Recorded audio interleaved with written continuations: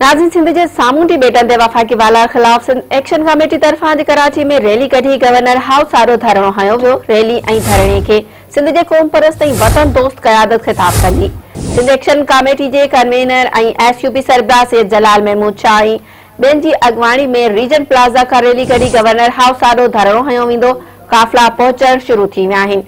Rally ऐं धरणे के सैयद जलाल महमूद शाह, डॉक्टर कादिर मक्सी, सनान कुरैशी, रियाज़ चांडियो, डॉक्टर रसूल बख्श खासखैली, राशिद महमूद सूमरो, असलम खैरपुरी, नवाज़ ज़ौर, विष्णुमल, बख्शल थल्लो ऐं ॿिया अॻवान ख़िताब कंदा। पंहिंजे जारी कयल बयान में सिंध एक्शन कमेटी क़यादत कयो आहे त सिंध जे बेटनि ते वफ़ाक़ जो कब्ज़ो कंहिं बि सूरत में बर्दाश्त न कयो वेंदो। सिंध पंहिंजे वजूद जे इंच इंच जी हिफ़ाज़त कंदी। सिंध जो अवाम क़ौम परस्त ऐं वतन दोस्त क़यादत जो साथ ॾे।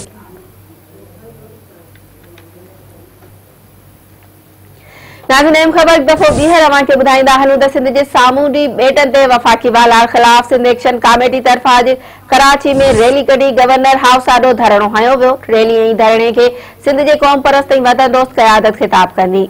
सिंध एक्शन कमेटी जे कन्वीनर ऐं एसयूपी सरबराह सैयद जलाल महमूद शाह ऐं ॿियनि जी अॻवानी में रीजन प्लाज़ा खां रैली कढी गवर्नर हाउस आॾो धरणो हयो वेंदो। काफ़िला पहुचण शुरू थी विया आहिनि। रैली ऐं धरणे के सैयद जलाल महमूद शाह, डॉक्टर कादिर मक्सी, सनान कुरैशी, रियाज़ चांडियो, डॉक्टर रसूल बख्श खासखैली, राशिद महमूद सूमरो, असलम खैरपुरी, नवाज़ ज़ौर, विष्णुमल, बख्शल थल्लो ऐं ॿिया अॻवान ख़िताब कंदा।